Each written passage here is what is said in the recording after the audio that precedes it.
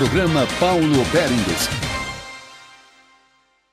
Tudo bem? Muito boa noite para você. Nós estamos chegando com mais um programa. E o programa de hoje é um programa muito especial, porque eu vou fazer aquilo que eu acho fundamental, principalmente em ano de eleição, que é levar até você informação sobre política. E essa informação extraída dos próprios políticos que estão aí nessa disputa, nessa eleição, principalmente aqui no estado de Goiás. Hoje a gente vai receber ele que foi senador desde o ano de 2003 até o ano de 2012, teve um mandato cassado e travou a partir dali uma longa batalha na justiça até que ele conseguisse recuperar a elegibilidade dele. Portanto, ele está pronto para disputar essa eleição em 2018 e já adiantou, falou isso em outra entrevista aqui mesmo, que ele quer voltar a ser senador. Vou tratá-lo ainda por senador, que foi o cargo que o senhor ocupou, senador Demóstenes Torres, que hoje está no PTB.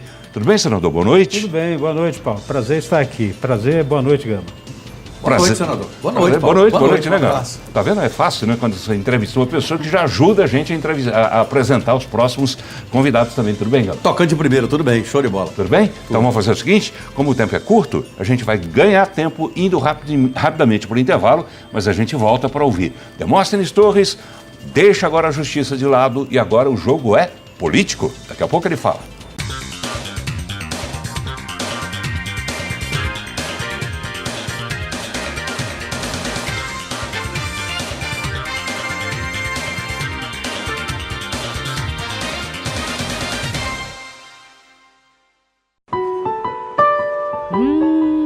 Delícias Padaria Delivery. Encomendas 39,95-1010 e o WhatsApp 8294-1010. A VPM é franqueada exclusiva da Blindex em Goiás. No Brasil e no mundo, Blindex é sinônimo de beleza, conforto, praticidade e segurança em vidros temperados. Toda a fabricação segue os rigorosos padrões e o controle de qualidade exigidos pela Blindex mundialmente. Um processo exclusivo e totalmente automatizado que garantiu à VPM a conquista da ISO 9001. Exija o selo vermelho e a marca de um legítimo Blindex cravados no seu vidro. Você merece. A Blind Lux traduz o sonho de morar bem em cada detalhe das persianas e cortinas que fabrica. Do rústico ao refinado, do básico ao sofisticado. A Blind Lux dá asas à sua imaginação para que você possa imprimir seu estilo em cada canto da sua casa ou escritório. Blind Lux, cores, formas e texturas únicas, criando uma atmosfera perfeita para os melhores momentos da sua vida. Delícias Padaria Delivery. Encomendas 39,95-1010 e o WhatsApp 8294-1010.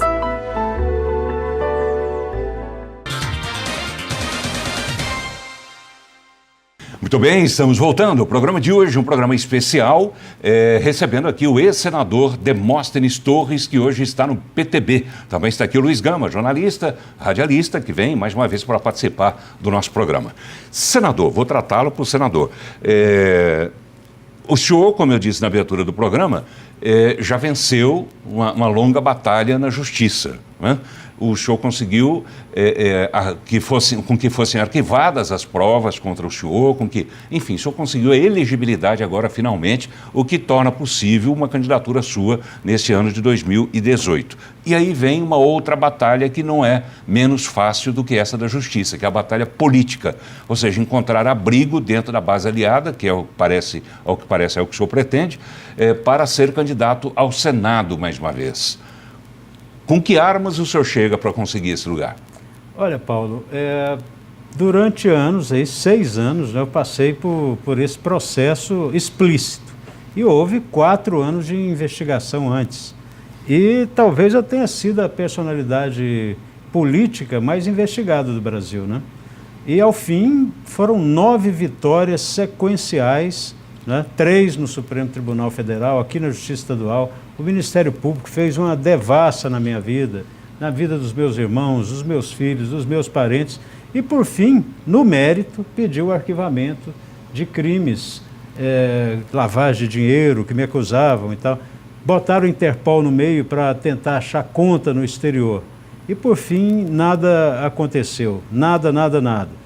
Banco Central, COAF, instituições de crédito, cartões de crédito, todos cartórios do Brasil forneceram dados para essa perícia do Ministério Público. Então, eu queria voltar assim, eu não queria voltar com desculpa. O eleitor perguntar e eu não tenho o que responder. Hoje eu tenho o que responder. Então, estou bem atrasado na campanha, porque todo mundo já está fazendo, a pré-campanha, que inclusive é autorizada, né?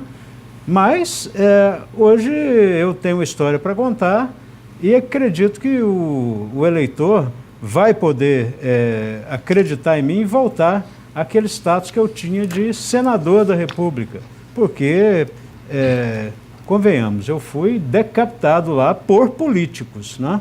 Não pelo judiciário ou por quem quer que seja. E era exatamente nesse ponto que eu queria entrar com o senhor, senador. Ficou provado que o senhor não roubou. Ficou provado que o senhor não recebeu propina, que o senhor não era intermediário, por exemplo, de empreiteira e levou vantagem financeira em negócios, em obras. Ficou provado que o senhor não era corrupto. Ficou provado que o senhor não era bicheiro. Ficou provado que o senhor não era contraventor. Antes das denúncias, antes daquele esquema todo que provocou a sua cassação política, senador, o senhor era o senador mais admirado, né, do Senado.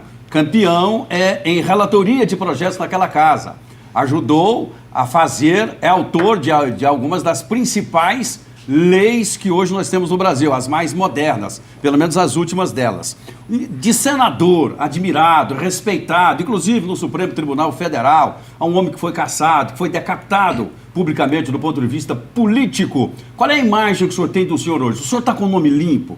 O eleitor, aquele que torce e que sempre torceu, né, pela sua vida política, pela sua atuação política, ele sabe que o seu nome está limpo, que você tem condição de retornar a ser aquele senador admirado, respeitado?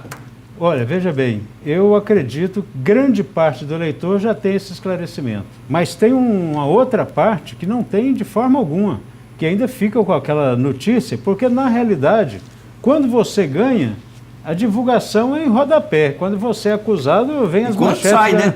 Quando sai, né? Então, manchete de jornal, de televisão e tal. Ah, mas o homem ganhou.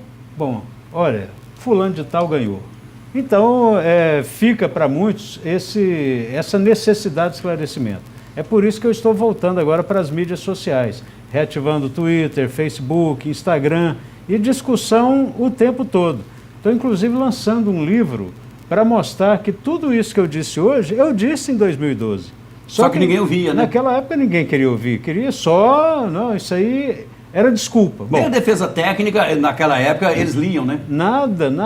O que acontece foi que, vamos falar a verdade, o mensalão ia ser julgado naquele momento, como foi, né? Sim.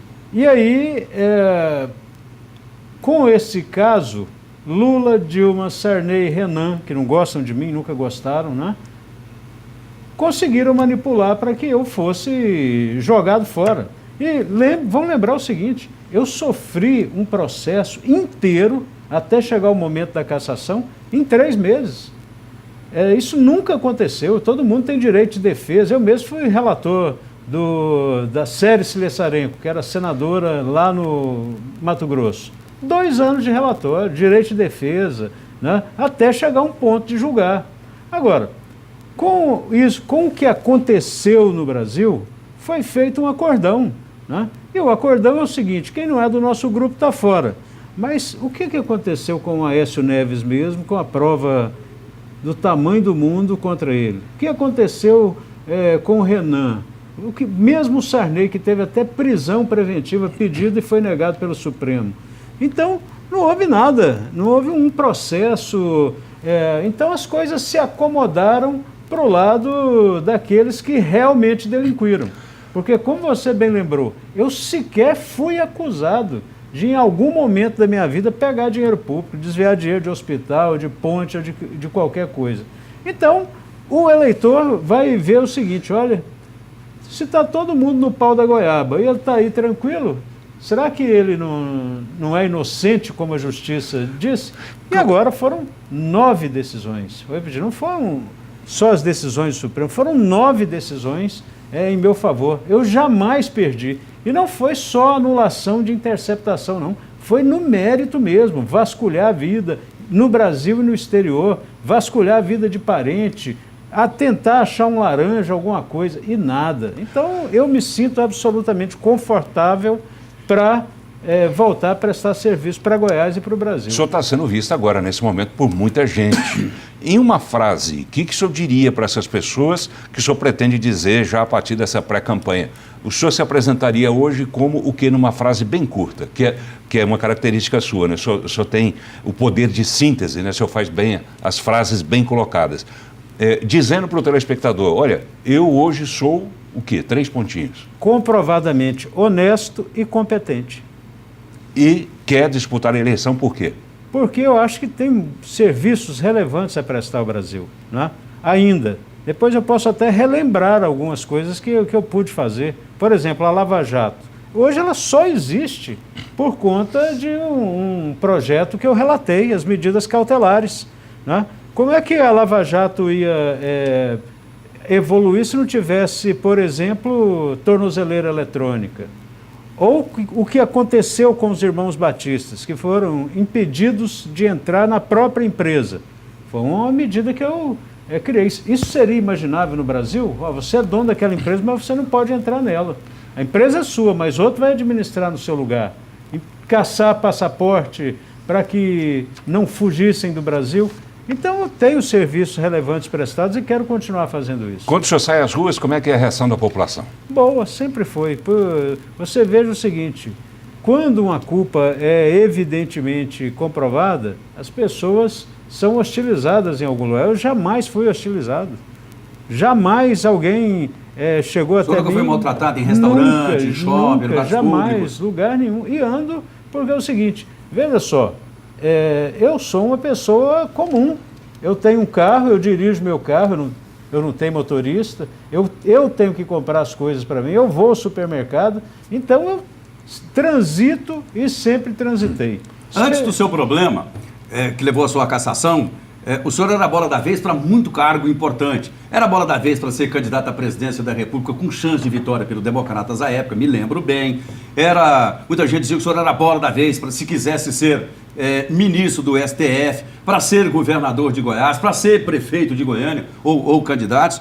A classe política hoje te enxerga de que maneira? Como é que o senhor se percebe hoje na classe política de Goiás, onde o senhor precisa de espaço para sacramentar o seu projeto de candidatura? Não, a classe política jamais me abandonou. Sempre recebi visitas de pessoas, né?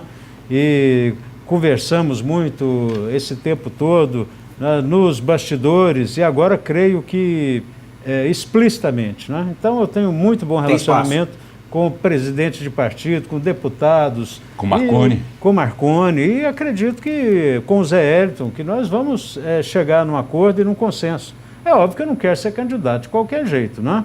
Se a Lucevânia tiver melhor do que eu, melhores condições, eu acredito que ela deve ser a candidata. Mas eu quero... Qual é que é a sua ideia? Estabelecer alguns critérios para a definição? Sem dúvida, sem dúvida. O que o senhor sugeria? Olha, da outra vez, em termos de critérios? Da outra vez, eu comecei com 1,2 pontos e a Lúcia e o Willis tinham mais de 70, quando eu fui candidato a primeira vez, né? Então eu acho o seguinte, quem tiver maior apoio político, quem os prefeitos, quantidade de prefeito é uma coisa expressiva, né? Quantidade de votos por esses prefeitos, intenção de voto, pesquisa qualitativa, isso nós temos até julho para decidir, né? E aqui eu quero deixar isso, eu reconheço o valor da senadora Lucevânia, né? E como ela disse, quem tiver maior capacidade de agregar e de somar, na época deve ser o candidato. O PTB já declarou, né, que vai com o Zé Elton, acabou, vai ter até um grande evento para consolidar isso, publicar isso de uma forma assim mais efusiva. Quer dizer, então o PTB já sabe onde vai permanecer na eleição. Enfim, isso significa que o senhor só poderá ser candidato ao Senado estando na base, estando com o Zé Elton, ou ainda existe uma possibilidade daquela candidatura avulsa? Não. Nós chegamos à conclusão que a candidatura avulsa iria sacrificar os deputados, porque os deputados não poderiam fazer coligação. Então, os deputados estaduais do PTB não querem mesmo fazer coligação, querem entrar numa chapa pura. Sim. Já os deputados federais querem fazer a coligação, querem entrar no chapão, exatamente, especialmente o Avair Arantes. Então, eu não tinha condição de impor e nem queria fazer com que alguém tivesse prejuízo em decorrência da minha candidatura. Mas, então, está descartada a candidatura avulsa. O projeto tem uma candidatura na base. Na então. base. Inclusive, nós tivemos uma reunião no PTB. Lá nós decidimos apoiar o Zé Hélito, deixar claro que nós o apoiaríamos, para evitar aquela coisa de ficar parecendo chantagem. Né? Se você não fizer isso, você está fora. Né? Então, vamos apoiar o Zé Hélito e vamos pedir... Isso é definitivo? Definitivo. E no dia 14...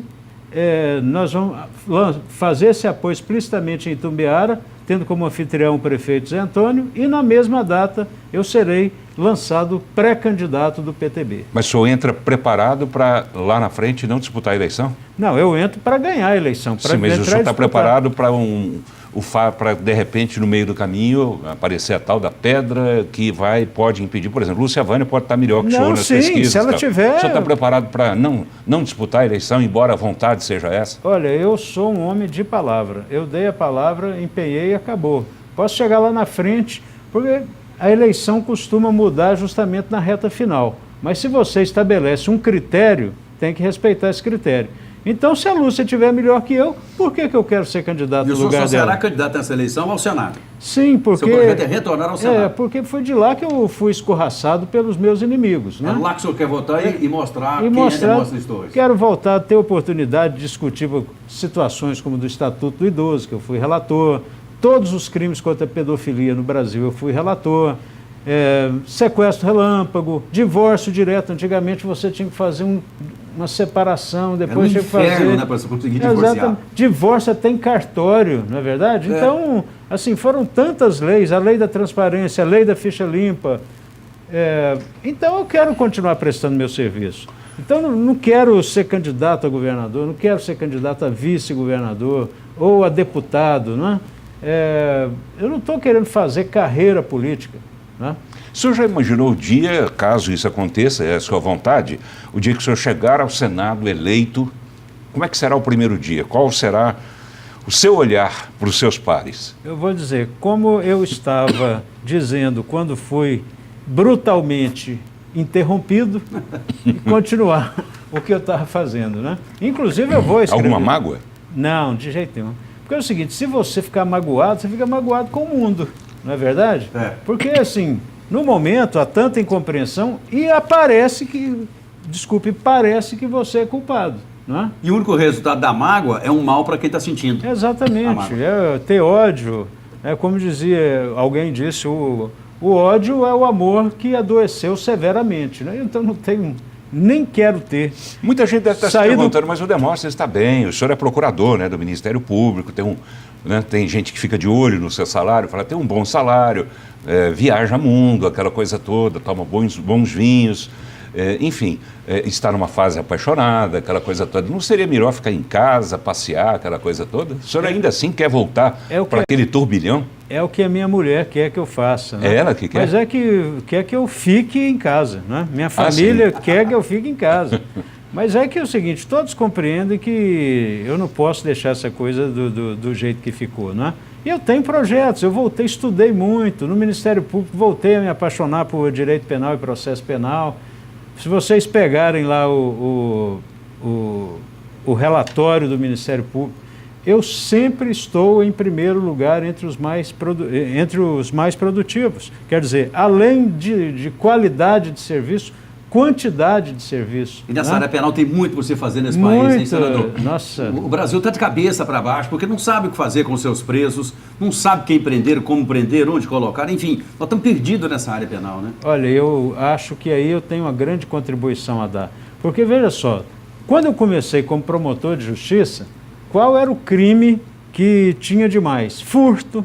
A pessoa ia lá, pegava um automóvel na rua, entrava numa casa quando não tinha ninguém. Hoje é roubo. Roubo é tomar a coisa e quase sempre com um revólver. E muitas vezes termina em latrocínio. Agora, por que o roubo está acontecendo? porque tem um esquema por trás de receptação. O sujeito que compra a coisa roubada, compra o carro roubado, compra o celular roubado, compra a carga de TV roubada. Então, o crime de receptação hoje é uma moleza. Tanto que o roubo de cargas lá no Rio de Janeiro, por exemplo, que é um estado extremamente problemático, tem sido trocado, inclusive, pelo crime de contrabando de armas, às vezes até de drogas, porque é mais fácil de realizar, né, e bem menos problemático. E são dois outros problemas, né? Arma e droga. E fronteira, que o Brasil não tem política de fechar a fronteira. O senhor falou aí sobre a sua produtividade dentro do Ministério Público. Quando tudo aconteceu, e o senhor já falou sobre isso aqui em outras entrevistas, muita gente virou as costas para o senhor. Dentro do Ministério Público, o senhor sentiu que isso aconteceu? E se aconteceu hoje, o senhor sentiu que isso foi superado? Olha, o Ministério Público ele é composto de grupos, como em todo lugar, né? Mas mesmo no auge, menos de 1/6 dos membros do Ministério Público assinaram aquela representação que foi para o Conselho Nacional do Ministério Público. Agora, hoje, está absolutamente pacificado, porque o promotor, afinal de contas, ele é esclarecido, né? Pô, 9 vitórias, inclusive aqui dentro mesmo, nós fizemos uma perícia. Então, tem até um procurador, que é meu amigo, me disse, olha, Demóstenes, você foi muito injustiçado com essas críticas, inclusive aqui dentro. Me diz uma coisa, se você voltar, você vai perseguir o Ministério Público? Eu falei, não, absolutamente. Meu salário é do Ministério Público. Eu tenho amor pelo Ministério Público. Quando eu entrei no Ministério Público, nós ganhávamos 20% do que ganhava um juiz. Hoje nós ganhamos igual, né? Então eu ajudei, a sede do Ministério Público fui eu que construí. A lei orgânica do Ministério Público de Goiás fui eu que construí. Quando eu era senador, eu coloquei na reforma do Judiciário um dispositivo que diz o seguinte, aplica-se ao Ministério Público tudo o que couber. No que couber, as mesmas prerrogativas, direitos e tal do Poder Judiciário. Então, o promotor hoje, o membro do Ministério Público, está tranquilo para atuar. Deve ter lhe doído muito na pele em perceber, em constatar in loco que muito companheiro seu do Ministério Público acabou não reconhecendo nada disso, né? É verdade. Nesse período. Agora, preferiu escarnecer. O Ministério Público, ele vive um período de apogeu, certo? E vive, mas esse apogeu, se não houver cuidado, se os mais velhos não temperarem essa coisa, isso pode redundar num fracasso institucional. Porque muitas ações são tomadas de maneira espetaculosa, né? E acaba não dando em nada. Veja só, dou um exemplo que essa ação ainda não foi, está aí para ser julgada. Mas me diz uma coisa, uma apropriação indébita, né, de valores, como que teria supostamente acontecido em Formosa, praticado por um bispo e tal. Sim. Aquilo é motivo para pedir prisão preventiva e divulgar daquela forma. Isso fica parecendo um ódio contra os religiosos, não só contra os católicos, mas também contra os protestantes e tudo mais. E aí o que vai acontecer com aquilo? Porque acusam o bispo de pertencer a uma organização criminosa feita para gerir os recursos arrecadados pelos fiéis. Olha, eu não entendo muito de direito canônico, mas eu sei bem que quem é responsável pelo gasto do dinheiro, segundo o direito canônico, é o próprio bispo. Então, como é que ele vai formar uma organização criminosa para gastar o dinheiro que ele já tem direito de gastar? Então, o senhor entende que houve um exagero aí? Total, total. Então, assim, essas coisas precisam ser refreadas, porque daqui a pouco o Ministério Público, em vez de ser esse paladino da justiça que nós queremos, ele se transforma em algo que pode um dia causar o ódio de pessoas que não querem que o Ministério Público funcione tão bem quanto funciona hoje. Isso se restringe a caso específico aqui em Goiás, como o senhor acaba de citar, ou o Ministério Público de uma forma geral, tanto os estaduais quanto o federal, também padecem desse problema? O Ministério Público, ele trabalha bem, está evidente aí pela punição das pessoas, por buscar, inclusive, fora da área de punição, preservar o meio ambiente, o direito do consumidor e tudo mais. Agora, o que eu digo é, quem tem muito poder também tem que ter muita responsabilidade. E me parece, nesse caso do bispo, que daqui a alguns dias o bispo está solto, está lá celebrando a missa dele. E aí é um caso que não é evangélico contra católico ou coisa parecida, mas os religiosos vão dizer, poxa, mas então não tinha nada assim de grave contra ele, mas passou no Jornal Nacional, fizeram um escândalo e o caso era menor do que a repercussão. Até que vamos encontrar culpados, porque no Brasil a prisão provisória, enquanto se responde o processo, ela é exceção, ela não é regra. Então, repito, à distância, sem conhecer o processo, mas também não procurando ser leviano. Eu acho que ali foi um caso evidente, né, de exagero. Exagero. De uma dose exagerada. Exatamente. Busca de holofote, seria isso? Olha, eu nem... É uma expressão que muito se usa, né, Gama? Em alguns casos a gente percebeu que realmente se consta... Eu não estou dizendo que tenha sido, eu estou perguntando se foi. Não, Já vimos muitos casos em que a questão era realmente puro holofote. Casos em que a denúncia era gigantesca, passam-se 1 mês, 2 meses, 90 dias, depois você vai ver o caso, não acontece rigorosamente nada, às vezes a justiça nem aceita a tal da denúncia e fica o dito pelo não dito. A pessoa que foi denunciada acaba pagando, né, como se tivesse sido um criminoso. Olha, às vezes nem... Quer ver? Eu dou um exemplo aqui. Para a gente encerrar, por gentileza, esse bloco. Tá, um exemplo do advogado Eládio Augusto de Amorim Mesquita, certo? O Eládio ia ser ou o desembargador do Tribunal Regional do Trabalho, advogado brilhante, maravilhoso. De repente, amanhece um dia o Eládio acusado, preso preventivamente, porque teria fraudado o exame de ordem dos advogados. Todos nós, amigos do Eládio, que admiramos o Eládio, mesmo que ele não tenha, ficamos absolutamente surpresos, porque o Eládio tem uma vida monástica, quer dizer, não tem dinheiro para grande coisa. Eu assim, como é que esse senhor... e aí uma fraude gigantesca. Muito bem, passou aquilo, ele foi solto. Ele não foi sequer denunciado. Sequer denunciado. Não é que houve um processo contra ele foi absolvido, não, como é o meu caso, né? Ele não foi nem denunciado, nem abriram um processo contra ele, e, no entanto, ele foi preso. O estrago foi feito. Foi. Ele não pôde ser mais desembargador, ele não pôde ser mais ir para o Tribunal Regional do Trabalho, não é verdade? Ele já... E outra coisa, destruiu o homem. Destruiu o homem. Verdade. Que hoje, até hoje, tem depressão e vive tomando remédio. 10, 15 anos depois. Tá bem. Não pode acontecer isso. O que eu digo, o Ministério Público tem que trabalhar bem, de maneira eficiente. Mas o Ministério Público tem que conseguir admiração sem abuso. Muito bem, eu peço aqui espaço, né, para os nossos convidados, para que a gente vá para o intervalo comercial e em seguida a gente volta para continuar conversando com o senador Demóstenes, ex-senador, né, mas a gente trata pelo último cargo que o senhor ocupou, senador Demóstenes Torres, e também o jornalista, radialista Luiz Gama. Fique ligado.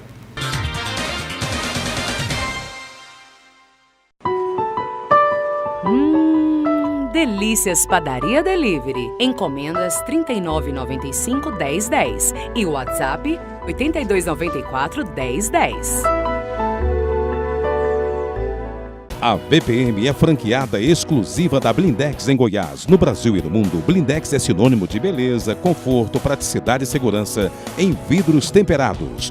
Toda a fabricação segue os rigorosos padrões e o controle de qualidade exigidos pela Blindex mundialmente. Um processo exclusivo e totalmente automatizado que garantiu à VPM a conquista da ISO 9001. Exija o selo vermelho e a marca de um legítimo Blindex cravados no seu vidro. Você merece. A Blind Lux traduz o sonho de morar bem em cada detalhe das persianas e cortinas que fabrica.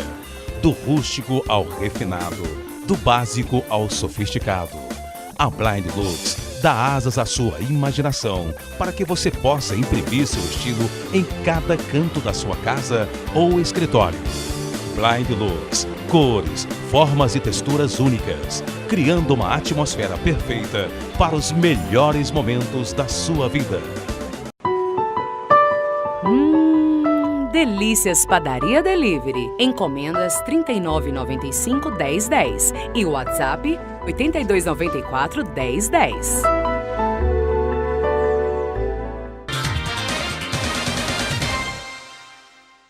A gente volta então para querer saber um pouco mais sobre política, né? Eu acho que tanta coisa acontecendo nesse país, Vamos começar. Eu estou muito ansioso até para ouvir a sua opinião sobre tudo isso que andou acontecendo nos últimos dias em relação ao tal da caravana do Lula, né, que agora está sendo vitimizado, aquela coisa toda. Que observação, que olhar o senhor teve para primeiro, pela escolha de estados da região sul, onde sabidamente ele não tem a receptividade que ele tem nos estados do Nordeste, e segundo, sobre esse atentado, esse suposto atentado que ele teria sofrido lá nos estados do sul. Como é que o senhor viu isso tudo?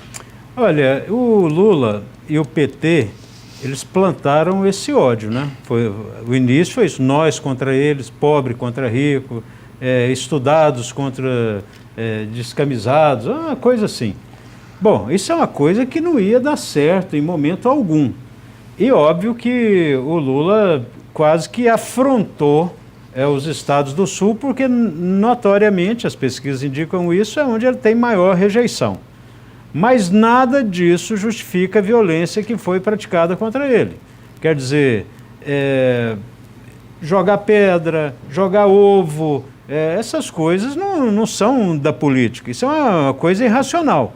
E a reação também do Lula, mandando bater em jornalistas, mandando bater... Dar corretivo exatamente. Em manifestantes. Então, isso faz o quê?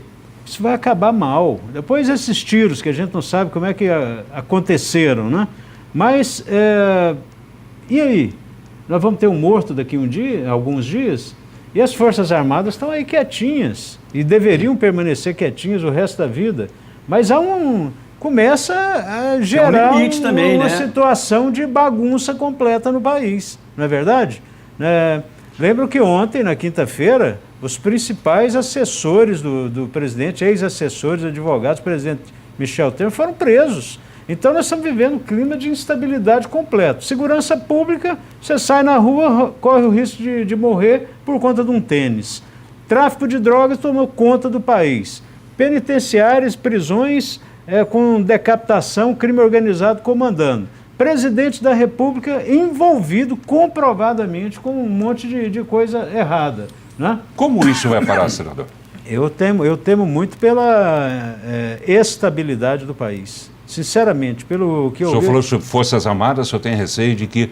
Porque com Lula, do jeito que está, vitimizado principalmente, mas solto, Bolsonaro ganha muita força, né? Ao contrário, se Lula tivesse preso, o discurso de Bolsonaro perderia um pouco a força. E se o PT escolhesse um outro candidato no lugar de Lula.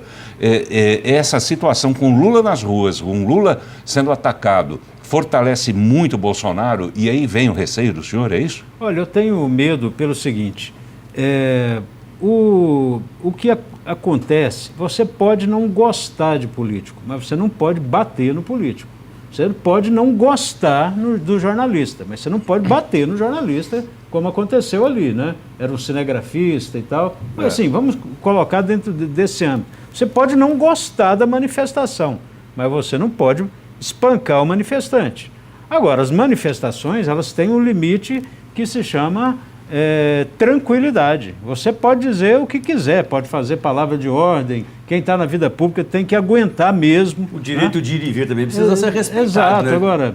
Por todo mundo, para todo mundo. O que acontece é o seguinte, nós estamos vitimizando o Lula, que é um sujeito errado. Né? Quer dizer, o Lula está aí, ele está condenado em 2 instâncias. É um criminoso condenado em duas instâncias. Então é o seguinte, há uma comprovação do que aconteceu, do que ele foi acusado. Agora, como botaram todo mundo no mesmo balaio, não é verdade? Está todo mundo no mesmo balaio, no liquidificador e tal, e não sei o quê. O Lula chega a ter 48% das intenções de voto no Brasil.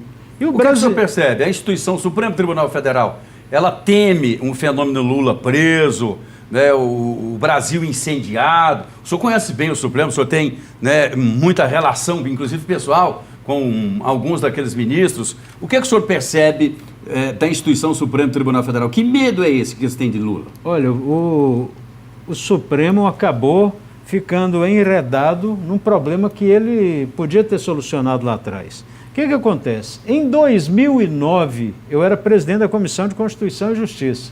apareceu, o presidente do Supremo era o ministro César Peluso. Sim.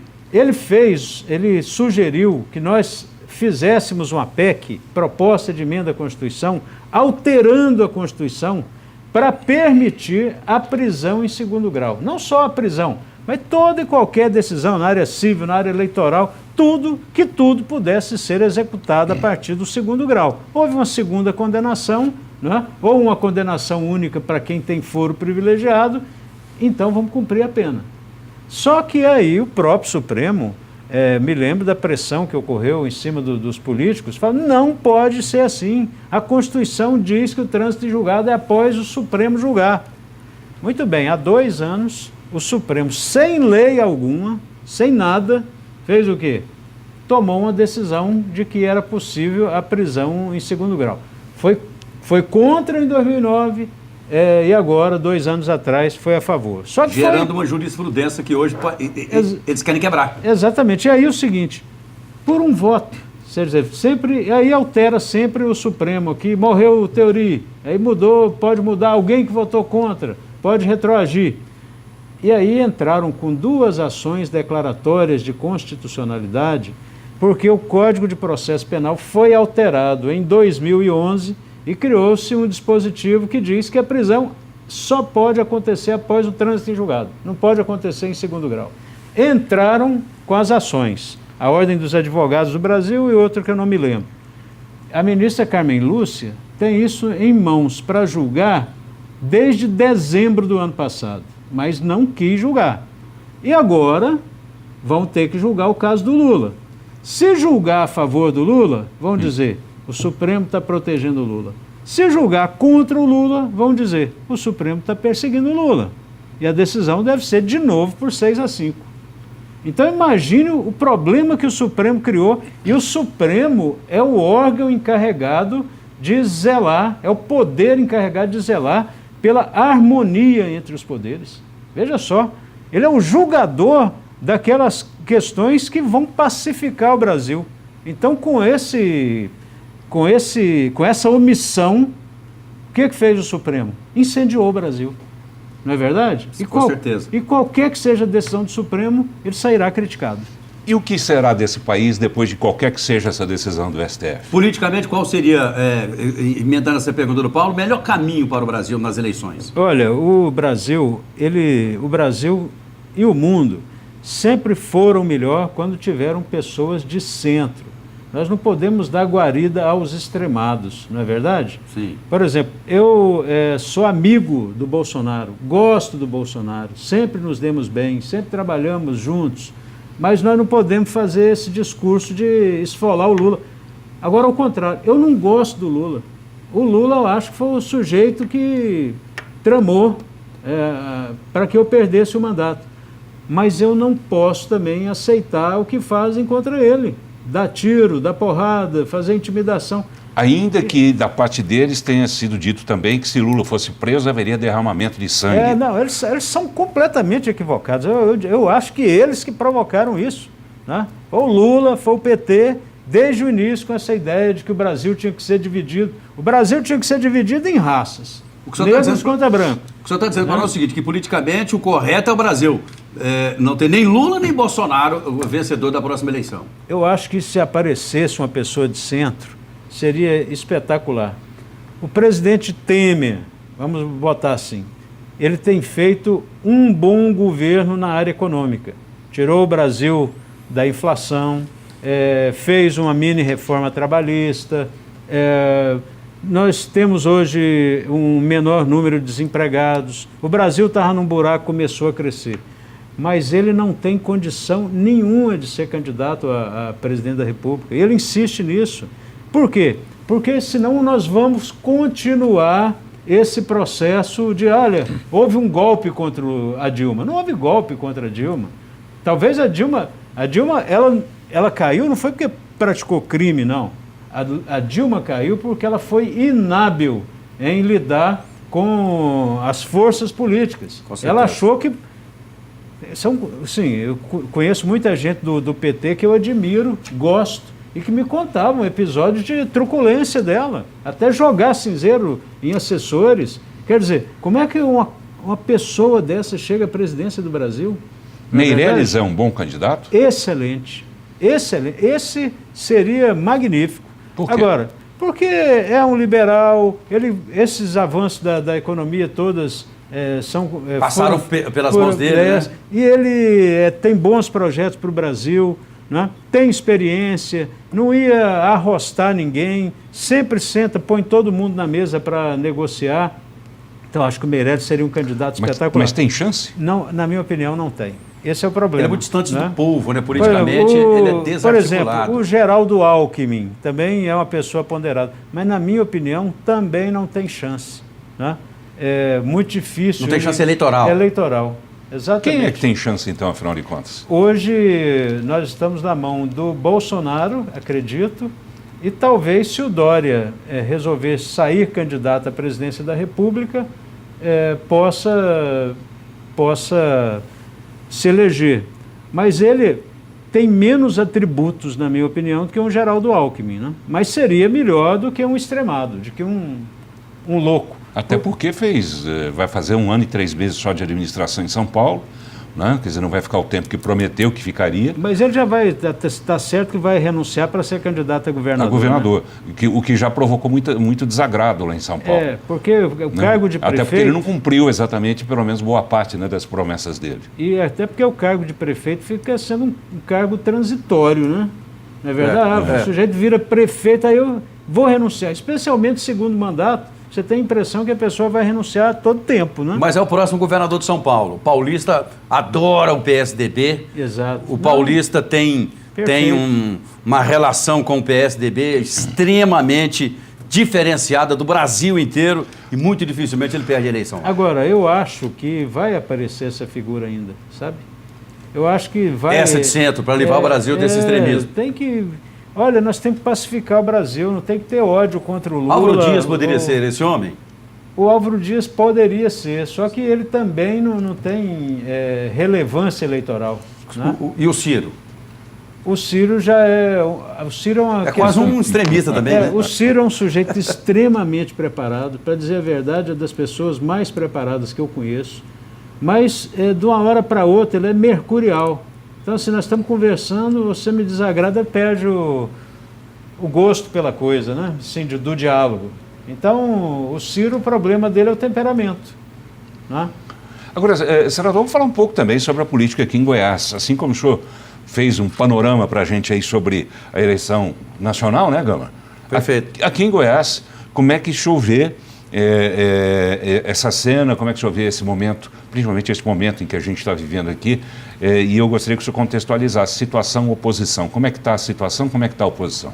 Olha, na situação, nós temos 20 anos de poder, porque nós temos que computar o Alcides, né? Embora eu tenha disputado a eleição contra ele, logo depois eu me aliei ao governo, então assim, eu me coloco como participante do governo.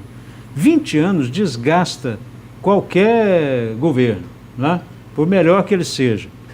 Agora, o Tempo Novo tem um legado grande, né? Nós temos aí VaptVupt, integração de polícias, que por muito tempo deu resultado, o EG, Bolsa né? Universitária. Bolsa Universitária, tem coisa demais. E incumbe ao governador José Wellington defender esse legado. Agora, ele não pode cometer o erro que cometeu o Vanderlan. O Vanderlan tentou esconder o Marconi, não é verdade? Sim. E aí, quando o povo descobriu aquilo, até porque o Marconi é maior do que ele, é maior que nós, digamos assim, porque tem 4 mandatos, então é o maior político da história de Goiás. Agora, o eleitor sabe perfeitamente que o Marconi não pode mais ser candidato a governador. Então, quem vai suceder? Não é o 5º mandato do Marconi. Quem vai suceder, Marconi vai ser candidato a senador, provavelmente será eleito, né? Tem uma vaga garantida na chapa. Agora, o que não pode acontecer é o Zé Wellington querer ser uma espécie de continuidade do governador. Então, ele tem que defender o legado, que é uma coisa diferente. mas ele tem que mostrar a personalidade dele. Uma marca específica Exato. dele. Por quê? Porque o eleitor gosta de originalidade. Quando você senta aqui com o Maguito, você sabe do jeito que é o Maguito. Quando você senta comigo, você sabe como eu sou. Então, o Zé Hélito agora, nesse período de 6 meses, né, que antecede a eleição, ele vai ter que imprimir essa marca. Competente, todo mundo sabe que ele é. O melhor advogado eleitoral do estado de Goiás, né? Experimentado, todos sabem que é, porque passou por diversos órgãos e sempre bem, né? Agora, se ele não imprimir essa marca pessoal, ele pode não ter êxito. Mas eu acredito muito nele, nessa personalidade que ele tem, na capacidade de administrar, e acredito que as desconfianças que existem acerca dele ainda, né, ser muito parecido com o Marconi, se deve mais mesmo ao Marconi, que é grande. Não é? Mas de toda forma, certeza que a gente vai ter Zé Hélito no segundo turno. Com certeza. O governo não fica de fora do segundo turno, absolutamente. Ainda mais um governo dessa dimensão. Mesmo que nesse momento as pesquisas não indiquem isso. Mas as pesquisas, quase sempre quem ganha, começa lá embaixo, né? Eu mesmo comecei com 1,2, nós estávamos lembrando aqui.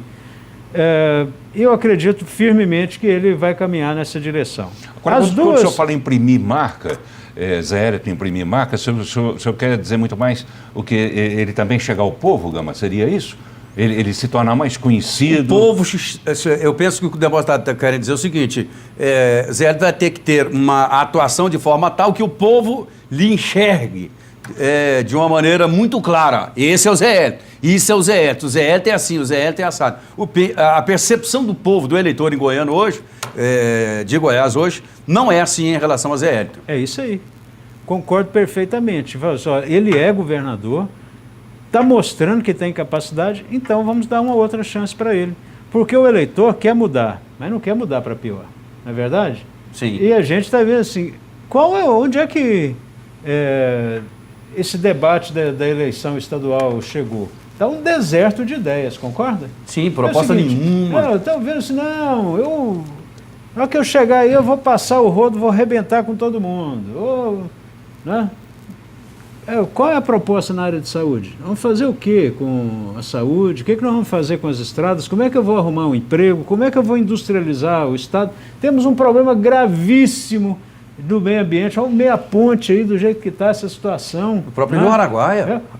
Eu ia dizer em seguida, e o Rio Araguaia secando, nós temos tantos projetos para lá. Então, quais são as propostas? Por favor, senhores candidatos. Só o governo que tem proposta? Né? Ou a proposta, vamos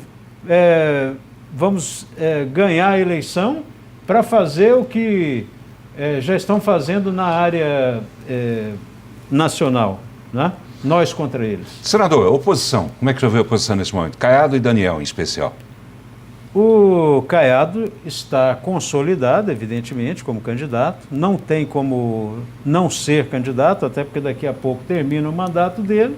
Ele vai candidatar a senador. Então precisa ser candidato a governador agora. É a vez dele, isso eu diria. Ele tem que ser candidato. Né? Não, assim, qualquer outra análise que aposte que o Caiado não será candidato é uma análise leviana, na minha opinião. E o Daniel Vilela, ele não tem como fugir da candidatura. Por quê? Se o PMDB não lançar candidato, se transforma num partido nanico. E o PMDB sempre foi ou situação em Goiás ou o maior partido da oposição. Então estarão abdicando de uma condição, né? Agora, o Daniel precisa amadurecer, né? Precisa também, hoje as ideias dele não dão conta de encher uma página de jornal, né? Então precisa mostrar que veio, contratar a gente. É assim que a gente faz. Assessores, boa assessoria. Né? Aprender, estudar. Nós temos que fazer isso. E imaginar coisas novas para o Estado. Né? Então... Porque eu fico imaginando o seguinte, você está dizendo, não tem ideia, não tem proposta. Porque o que o cara vai acrescentar na área da educação? O que o cara vai acrescentar na área da saúde aqui em Goiás? O que ele pode acrescentar em várias áreas onde o governo está muito bem? Eu penso que a dificuldade do Caiado e a dificuldade do Daniel Vilela nesse momento é isso. Porque o governo, como você estava dizendo, tem uma ação muito grande nas mais variadas áreas que fica difícil você apresentar uma proposta nova. Aí vai ficando só nisso que o Demóstenes está temendo que aconteça. Nós contra eles. Tira eles, vamos passar o rodo, vamos tirar todo mundo, vamos ver o que eles fizeram, vamos botar para ferver. Isso é muita Uma análise pobreza, do né? senhor, gostaria de ouvir uma análise do senhor. Digamos, temos aí esses 3 principais candidatos, pré-candidatos postos até agora, não é isso? Hipótese 1. Zé Eliton ganha a eleição. Como será o governo dele? Olha, o governo dele terá que ser com quem o elegeu. Agora, eu já vi esses estudos e até ajudo a fazer esses estudos, né? Junto com ideias, né? Eu até conversava outro dia com uma pessoa da área do empreendedorismo, dessa novidade, né? E quando conversava, apareceu um dos candidatos, falou na televisão, aí ele me disse, o professor, esse rapaz é quase burro, hein? Aí eu falei assim, pô, essa imagem do goiano não pode ser, ué, né? Então o que nós precisamos fazer? Fazer com que o governo, se eleger, precisa trabalhar com essa história de empreendedorismo, startup, segurança pública. É um desastre no Brasil, mas pode ser feita uma coisa particular aqui para resolver o problema dos goianos, né? Nessa área de meio ambiente, nós não podemos ficar com meia ponte do jeito que está aqui nunca. Nós temos que ter uma proposta, inclusive, de administração desses recursos hídricos de Goiás, né? Enquanto há tempo, né? Então, mas eu queria saber do senhor, assim, tipo numa frase mesmo. Hipótese 1, Zé Eliton ganha. O governo dele será, numa frase, o senhor diria o quê? Eficiente. Matou numa palavra. Caiado ganha. O governo dele será? Olha, sobre adversário eu não opino. Depois pode parecer, né, que eu estou fazendo uma crítica, né, leviana. A minha candidatura é a senador. Mas eu acredito que a única coisa que eu gostaria que os candidatos de oposição fizessem é colocassem na mesa as propostas, né? Se não tiver, o eleitor vai votar em quê? O que será então, temos 3 minutinhos apenas, bem rapidamente, o que será então essa eleição de 2018, na sua opinião, sobre esses 2 pontos? Primeiro, sobre conteúdo, vamos falar só de Goiás, sobre conteúdo, né, que o senhor diz que nesse momento não existe, então, mas até lá, há alguma esperança de melhorar? E segundo, em termos de reflexo dessa situação toda que a gente está vivendo agora, e o senhor comentava agora há pouco sobre Caixa 2, achei interessante esse comentário seu. O que será a eleição de 2018 em Goiás com base nessas 2 coisas, propostas e financiamento de campanha? Olha, proposta por enquanto não tem, né? Só o governo que tem, mostra, está fazendo obras e tal, mas eu espero, porque não tem como um candidato sair a governador e não ter nada para dizer, ué. Então, eu vou trazer a indústria para cá, porque eu vou criar um polo de industrialização ali, eu vou dar um incentivo X, ou eu vou acabar com o incentivo, tem que ter alguma coisa, certo? Sim. Agora, em relação a financiamento de campanha, vai ser a campanha mais Caixa 2 da história do Brasil. Por quê? Porque fecharam as torneiras do financiamento. Quem é que pode doar? Pode doar pessoa física no limite de 10% que ganhou no ano anterior. A grande maioria dos brasileiros, né, são pobres, né? É composta de pobres, a grande maioria. Então, vai lá, o sujeito ganha 10 mil por ano, ele vai doar 1.000 para um político? E ainda mais com a demonização que existe dos políticos. Ah, louco. TSE agora, indício, das 500 mil doações da eleição de 2016, 300 mil foram fraudulentas, ou seja, o político dá o dinheiro para o sujeito fazer a doação para ele. E a segunda coisa, com a impossibilidade de doação de empresa pública, o que aconteceu? Só os candidatos ricos têm dinheiro para financiamento. Então, Caixa 2 à vontade. O Lula também, claro que eles que incentivaram isso, né? Criou, naquela tentativa de ser o pobre contra o rico, tirou o pobre da política e só deixou o rico. E só o rico tem dinheiro para financiar a sua campanha. O resto é Caixa 2. Tá bem. Esgotaram o tempo, é isso, Saulo? Ok? Alô? Sim. Demóstenes Torres, né, que hoje é procurador do Ministério Público, só deve se descompatibilizar, não é isso? Sem dúvida.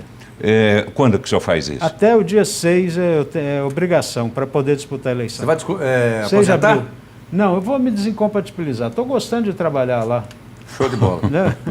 Estudar mais, obriga a gente a estudar. Isso é bom. Numa hipótese de o senhor não conseguir a eleição, o senhor poderia voltar? Eu volto, mas aí sim, aí eu quero, se acontecer, eu volto, vou me aposentar, vou advogar e vou lidar com projetos sociais. Eu tenho muito interesse de buscar empresários, médicos, advogados, pessoas bem-sucedidas para ajudar a fazer, no mínimo, uma escola primeiro em Goiânia modelo para ajudar quem não tem dinheiro, porque o mundo nos deu muitas coisas, né? Então, cabe a nós dar ou em dinheiro, ou em tempo de serviço, ou em aula, algo que pode ajudar pessoas carentes a ter um destaque na vida. Belo exemplo. Demóstenes Torres, né? Eu agradeço, né, a sua participação aqui no nosso programa, sempre muito bem-vindo, muito obrigado por ter vindo. Uma boa noite para o senhor. Uma honra. Obrigado, Paulo. Um abraço para todos. Obrigado, Gama. Um grande abraço. Obrigado, senhor Gama. Boa noite também. Obrigado, Paulo. por ter vindo. Obrigado, senador Demóstenes. Sempre honrou o nosso voto, o voto dos goianos aqui, né, com muita categoria, vamos dizer assim, e penso que vai voltar para o Senado. Tá bem. Obrigado a você, telespectador, né, pela companhia. Uma boa noite para você.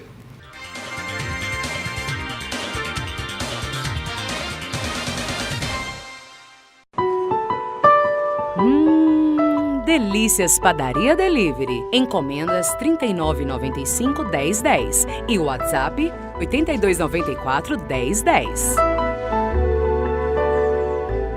A VPM é franqueada exclusiva da Blindex em Goiás. No Brasil e no mundo, Blindex é sinônimo de beleza, conforto, praticidade e segurança em vidros temperados. Toda a fabricação segue os rigorosos padrões e o controle de qualidade exigidos pela Blindex mundialmente. Um processo exclusivo e totalmente automatizado que garantiu à VPM a conquista da ISO 9001. Exija o selo vermelho e a marca de um legítimo Blindex cravados no seu vidro. Você merece. A Blind Lux traduz o sonho de morar bem em cada detalhe das persianas e cortinas que fabrica. Do rústico ao refinado, do básico ao sofisticado. A Blind Lux dá asas à sua imaginação para que você possa imprimir seu estilo em cada canto da sua casa ou escritório. Blind Lux, cores, formas e texturas únicas, criando uma atmosfera perfeita para os melhores momentos da sua vida. Delícias Padaria Delivery. Encomendas 39,95-1010 e o WhatsApp 8294-1010.